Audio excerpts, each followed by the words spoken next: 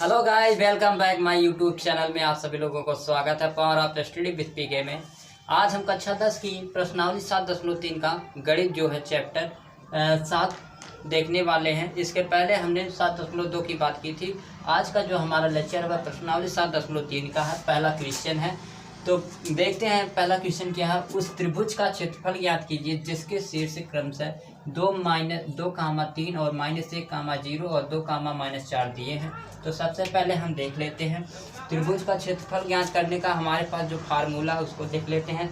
सबसे पहले फार्मूला को याद करने का तरीका क्या है उसको हम बता देते हैं आप सबसे। यहाँ पे हमने कोई एक सर्कल ले लिया, ठीक है। अब यहाँ पर हम 1 मान लेते हैं, यहाँ पे 2 मान लेते हैं और यहाँ पे 3 मान लेते हैं, ठीक है। इस तरह से हमने यह सर्कल मान लिया है, ठीक। अब यहाँ पर त्रिभुज का जो क्षेत्रफल होता है हमारा लिख देते हैं। त्रिभुज का क्षेत्रफल बराबर हाफ यानी कि 1/2। उसके बाद हमारा क्या है, बड़े ब्रैकेट में x1 छोटे ब्रैकेट में, अब यहाँ पे y माइनस y कर देते हैं। उसके बाद प्लस का x2, उसके बाद y माइनस का y कर देते हैं। फिर प्लस का x3, उसके बाद ब्रैकेट में y माइनस का y कर देते हैं, ठीक है। अब यहाँ पर देखते हैं, सबसे पहले हम x से लेंगे, ठीक है। मतलब 1 जो हमारे पास यहाँ पे 1 है वो वहाँ से हम लेंगे 1 यानी कि x1। उसके बाद यहाँ पे आएंगे 2, यहाँ पे हम 2 लिख देते हैं। उसके बाद 3 पे आएंगे तो 3 पे लिख देते हैं। अब यहाँ से हमने पहली बार चलना प्रारंभ किया था, अब यहाँ से चलना प्रारंभ करते हैं यानी कि x2। उसके बाद यहाँ से पहुँचेंगे तो 3 पे पहुँचेंगे, y का 3, उसके बाद y1 पे पहुँचेंगे, ठीक है। अब यहाँ से हमने चलना प्रारंभ किया था, अब यहाँ से चलते हैं x3, उसके बाद यहाँ पे पहुँचेंगे यानी y1, उसके बाद 2 पे पहुँचेंगे तो 2 हम लिख देते हैं यहाँ पे 2। इस प्रकार से हमारा जो फार्मूला है वह डेरिवेट हो जाता है। मतलब ये कि आपको याद करने का एक तरीका मिल जाता है, ठीक। अगर आपको याद ना हो तो इस तरह से आप सर्कल बना के मतलब फार्मूले का पता कर सकते हैं, ठीक है। तो त्रिभुज का जो क्षेत्रफल है वह है half x1 y2 minus y3 plus का x2 y3 माइनस का y1 plus x3 y1 y2 है, ठीक है। तो इसमें हम इसे जो हमारा दिया गया है मान, तो यहाँ पे हम लिख देते हैं दिया है क्या दिया है, x1 बराबर क्या है 2 है। उसके बाद x2 बराबर कितना है -1 है। उसके बाद x3 बराबर क्या दिया है 2 दिया है। अब y1 बराबर क्या दिया है, y1 बराबर हमको 3 दिया है और y2 बराबर क्या दिया है 0 दिया है। y3 बराबर क्या दिया है -4 दिया है, ठीक है। अब इसी को उठा के हम फार्मूले पे रख देते हैं, ठीक है। तो सबसे पहले देखते हैं, तो यहाँ पे हाफ है यानी कि त्रिभुज मान लेते हैं। डायग्राम हम बना देते हैं थोड़ा सा समझने के लिए। ये मान लिया कोई एक त्रिभुज है, ठीक है। ये A हो गया, ये B और ये C। ए हमको दिया है कितना 2, 3 दिया है और फिर B हमको दिया है -1 का 0। उसके बाद C दिया है 2, -4 दिया है, ठीक है। इस तरह से हमारा एक त्रिभुज है। अब त्रिभुज का क्षेत्रफल हमको निकालना है, तो हम यहाँ पे लिख देते हैं त्रिभुज ABC का क्षेत्रफल बराबर क्या, ठीक है। तो यहाँ पे सबसे पहले हाफ है तो हाफ को लिख देते हैं। उसके बाद x1 है, x1 कितना दिया हमको 2 दिया है तो 2 लिख देते हैं। उसके बाद ब्रैकेट में y2 हमारा कितना है 0 है, माइनस का कितना y3 हमको दिया है -4 तो यहाँ पे प्लस का हो जाएगा। उसके बाद प्लस का x2 हमको कितना दिया है x2 -1 दिया है तो -1।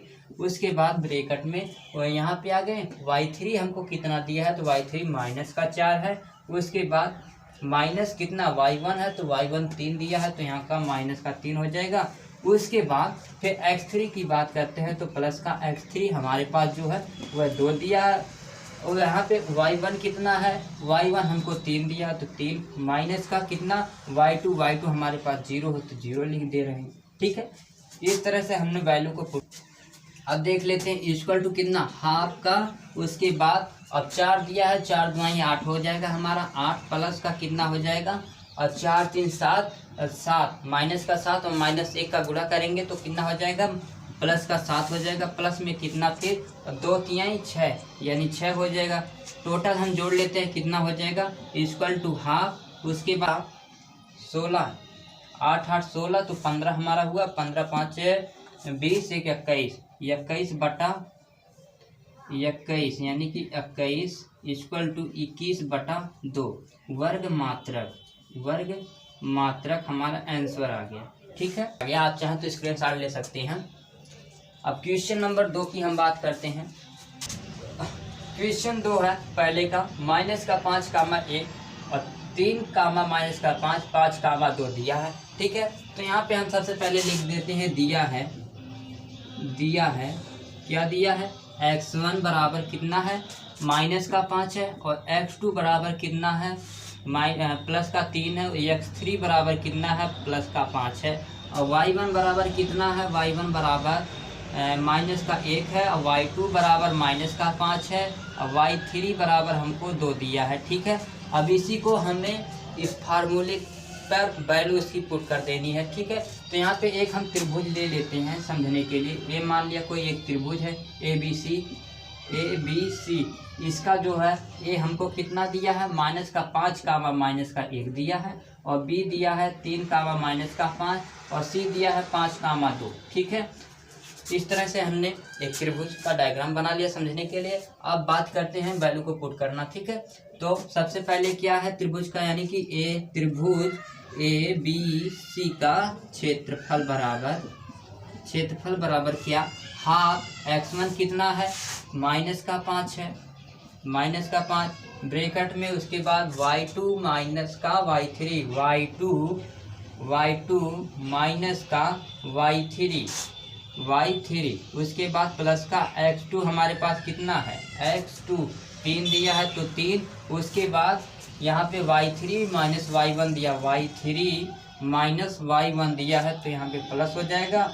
उसके बाद क्या, प्लस का x3 कितना दिया है, x3 हमको दिया है 5 दिया है। ठीक है, ब्रैकेट में कितना हो जाएगा, y1 minus y2, y1 minus का y1, उसके बाद माइनस का y2 है तो y2 यानी माइनस की वजह से प्लस हो जाएगा। ठीक है, इस तरह से हमने वैल्यू को भी पुट कर दिया। अब करते हैं सिंप्लीफाई इसका। ठीक है, तो 1/2 अब 5 2 7 यानी माइनस का 7 से जब 5 में गुणा करेंगे माइनस के तो कितना यानी प्लस का 5 7 35 हो जाएगा, 35।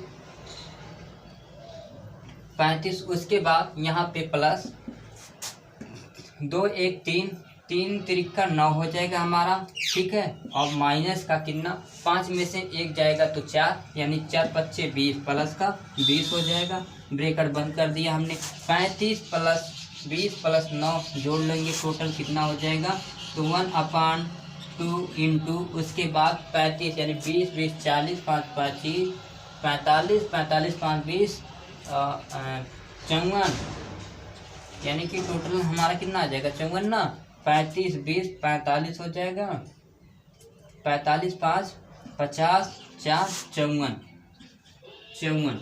ठीक है, यानी अब काट देंगे तो कितनी बार हो जाएगा, 8 होता है। ये हमारा आंसर आ जाएगा वर्ग मात्रक। ठीक है, ये हमारा आंसर है। अब आ जाते हैं नेक्स्ट क्वेश्चन पे, क्वेश्चन नंबर 2 पे। क्वेश्चन नंबर 2 देख लेते हैं। निम्न में से प्रत्येक के का मान ज्ञात कीजिए ताकि तीनों बिंदु संरेखी हों।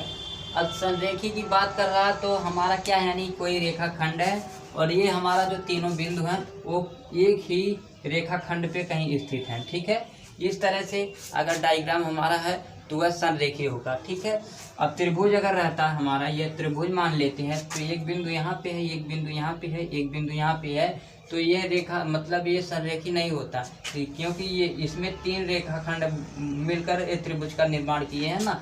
तो एक ही रेखाखंड पर 3 बिंदु, मतलब जितने भी बिंदु दिए हों, अगर वो सारे बिंदु एक ही रेखाखंड पे स्थित हों तो उसे संरेखीय बिंदु कहते हैं। ठीक है, तो यहाँ पे हम देख लेते हैं संरेखी का हमारा जो फार्मूला होता है उसे देख लेते हैं। अभी त्रिभुज का हमारा जो फार्मूला था उसी से रिलेट होगा वो, यानी 1 और 2 ये 3। ठीक है, इस तरह से हमने लिया था ना। तो त्रिभुज का क्षेत्रफल, त्रिभुज ABC का क्षेत्रफल अभी हमने लिया था ना, तो इसको ले लेते हैं इक्वल टू और हाफ का हाफ, उसके बाद x1 ब्रैकेट में y2 माइनस का y3 plus x2 y3 minus का y1 plus x3 y1 minus का y2 इक्वल टू 0। ठीक है, यही फार्मूला हमारा था, हमने लिख दिया।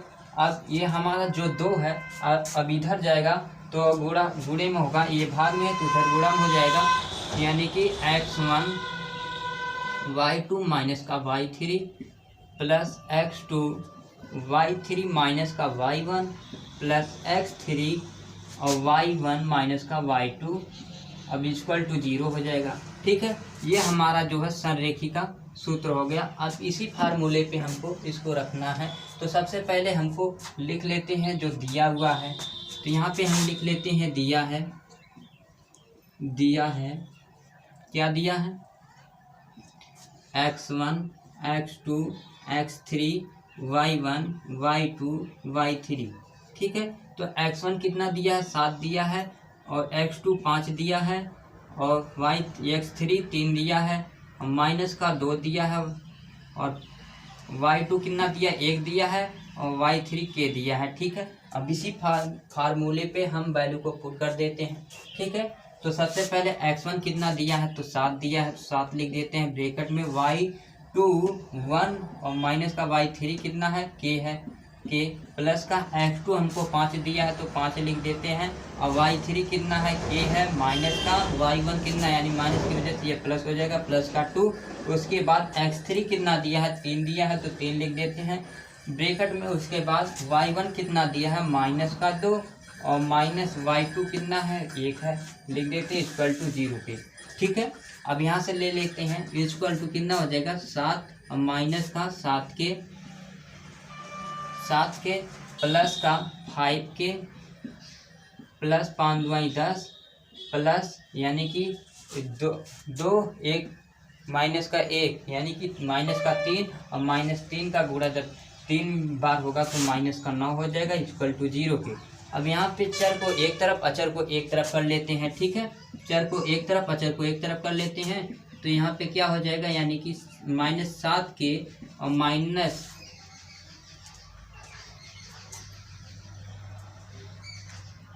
प्लस का 5 के इक्वल टू कितना, अब ये इधर जो प्लस है वो माइनस हो जाएगा, जो माइनस वो प्लस हो जाएगा, तो माइनस का 7, उसके बाद क्या है माइनस का 10 और प्लस का 9 हो जाएगा। ठीक है, अब यहाँ से अब -7 में से -7 के में से प्लस 5 के घटाएंगे तो माइनस का कितना 2 के बच जाएगा इक्वल टू, अब यहाँ से ये 17 हो जाएगा, -17 में से 9 घटाएंगे तो कितना हमारा बच जाएगा, 8 बच जाएगा। तो 8 यानी कि के बराबर क्या हमारा हो जाएगा, के बराबर 4 हमारा ये आंसर आ जाएगा, ये आंसर है। ठीक है, के बराबर हमारा 4 आया। अब आ जाते हैं, अगर आप स्क्रीनशॉट लेना चाहे तो ले सकते हैं, x1 y2 minus y3 x plus x2 उसके बाद ब्रैकेट में y3 माइनस का y1, उसके बाद प्लस का x3 y1 माइनस का y2 इक्वल टू 0 के। यही फार्मूला हमारा था। अब इसी फार्मूला हमने लिख दिया संरेखी का जो फार्मूला है। तो यहाँ पे सबसे पहले लिख देते हैं दिया है क्या दिया है, यहाँ पे लिख लेते हैं दिया है जो x1 कितना है 8 है और x2 कितना है x2 k दिया है और x3 हमारे पास कितना है x3 2 दिया है और y1 कितना है y1 1 है, y2 कितना है -4 है, y3 कितना है -5 है। अब इसे देख लेते हैं, वैल्यू को पुट कर देते हैं फार्मूले पे। x1 8 दिया है, उसके बाद y2 कितना है -4 और -y3 कितना है प्लस हो जाएगा +5 प्लस x2 कितना हमारे पास है k, उसके बाद y3 कितना है -5 है और y1 हमारे पास क्या है y1 माइनस, यानी कि ये -1 हो जाएगा। अब कितना है प्लस का x3 हमारे पास कितना है तो 2 है, 2 लिख देते हैं। y1 कितना है 1 है और माइनस का y2 हमारे पास इतना है, यानी कि -4 तो प्लस हो जाएगा =0 की। ठीक है, तो 5 में से 4 जाएगा तो 1, यानी कि 8 कम 8 हो जाएगा। उसके बाद कितना -5k और माइनस का k डायरेक्ट लिख लेते हैं। -5 -1 यानी कि 6 -6k हो जाएगा। उसके बाद प्लस में प्लस का कितना, यानी कि 4 1 5 5 2 10 हो जाएगा। ठीक है, अब =0 को चर को एक तरफ अचर को एक तरफ, -6 के कितना -10 और -8। ठीक है, अब यहाँ से यानी कि -6 -18, यानी माइनस माइनस कैंसल आउट आपस में हो गए और यानी के बराबर हमारा कितना 6 3 यानी 18/6, यानी कि 6 3 18। तो के बराबर हमारा जो मान आएगा के बराबर 3, ये हमारा आंसर आ जाएगा। के बराबर 3 आंसर है। ठीक है, आप लोगों से एक रिक्वेस्ट, अगर वीडियो अच्छी लगी हो तो लाइक करिएगा, चैनल को सब्सक्राइब करिएगा और ज़्यादा से ज़्यादा अपने दोस्तों तक शेयर करिएगा क्योंकि आपका एक लाइक और एक सब्सक्राइब से हमारी ज़िंदगी संवर सकती है। मिलते हैं नेक्स्ट वीडियो में आप सबसे, तब तक के लिए धन्यवाद।